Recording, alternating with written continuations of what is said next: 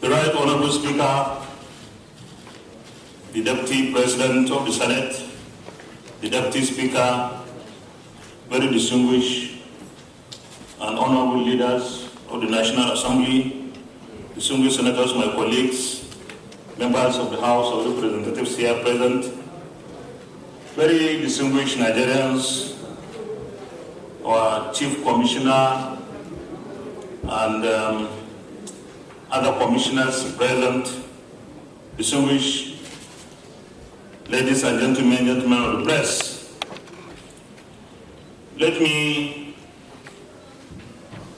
right from the onset, congratulate the Chief Commissioner and the commissioners yet to be inaugurated, but of course the people of the moment. I'm delighted to be part of this epoch-making event, given the fact that what we're witnessing today is going to affect millions of Nigerians positively as they continue to strive and try to find their bearing in a fast-developing nation such as Nigeria. On the 16th of October 1975, the military government of General Murtala Mohammed enacted Decree 31, which provided for the creation of Public Complaints Commission. It is interesting to note that the decree was based on the recommendation of the famous Jerome Udoji report as a desire of the then government to improve the standard of living of the Nigerian people. The duties of the Public Complaints Commission are outlined in Section 5. And as I quote, all commissioners shall be responsible to the National Assembly, but the Chief Commissioner shall be responsible for coordinating the work of all other commissioners. It is imperative to state unambiguously that the Public Complaint Commission was promulgated to protect the rights of citizens and residents of Nigeria against administrative injustice and maladministration in Nigeria, while the National Assembly was vested with powers upon the Chief Commissioner and other commissioners. The Public Complaints Commission Act empowers the Commission with wide-ranging powers to inquire into complaints by members of the general public concerning the administrative acts of any public authority, companies, or their officials. The Commission is a machinery for the control of administrative excesses, non-compliance, or adherence to administrative procedures or abuse of power outrightly. It is principally an organ of government set up to redress complaints lodged by aggrieved citizens or residents of Nigeria against administrative injustice. We are not unaware of some challenges confronting the Commission. The National Assembly is making efforts to overcome the challenges facing the Commission, and that is largely funding. The Ombudsman institution is acclaimed worldwide as machinery for the control of administrative excesses and providing the due relief and redress to citizens and foreigners residing in Nigeria. The Commission is expected to strengthen good governance by providing a safety valve aimed at preventing aggrieved citizens from resorting to self-help, violence, and militancy. Therefore, I urge you to perform the quasi-judicial duties of your office with diligence, integrity, good conscience, dispassionately and effectively devoid of conflict of interest or affiliations. As Chief Commissioner and Commissioners of the Public Complaints Commission, you must be creative to take your mandate to the highest places of recognition in your client. You must never allow any bottlenecks to drag you down.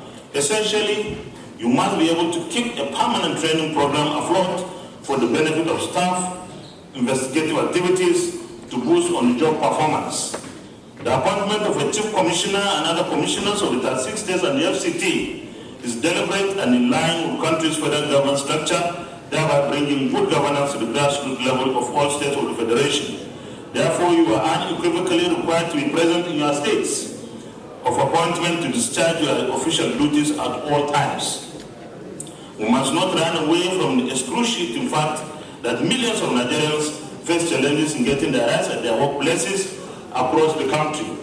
As Chief Commissioner and Commissioners, you can address such using your statutory powers in mind that justice delayed is indeed justice denied. It is expected that some sections of the law that set out the Public Complaints Commission need to be amended to reflect present trends in the country in order to make your work effective and more efficient. For instance, there is no stipulated penalty or sanction for those who deliberately refuse to comply with the resolutions of invitations from the Commission. The National Assembly is able, available and willing to effect amendment to make this complaint commission more effective.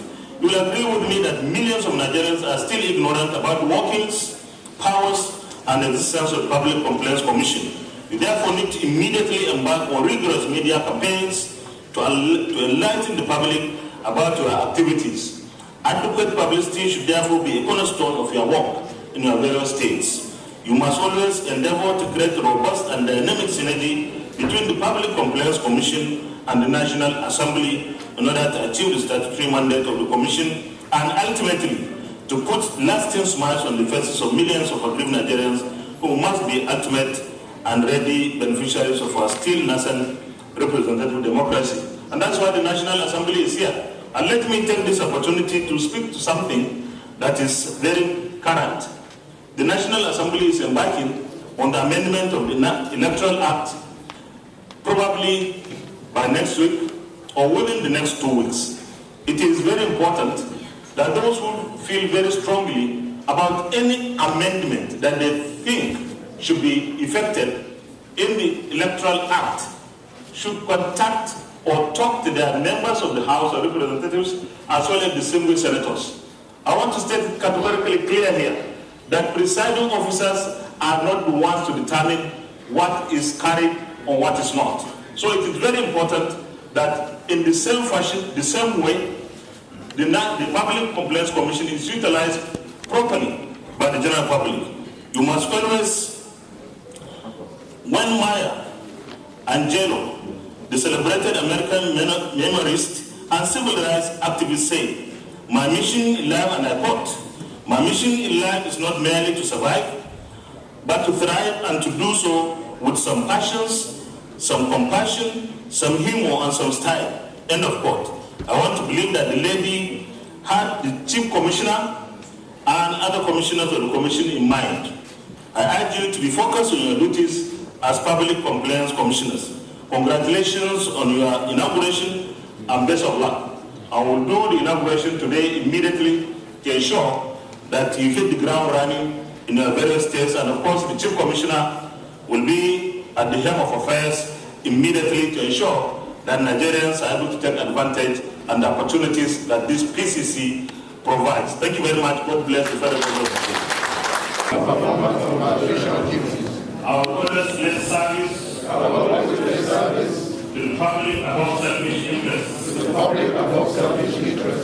Realizing that the public office is a public trust.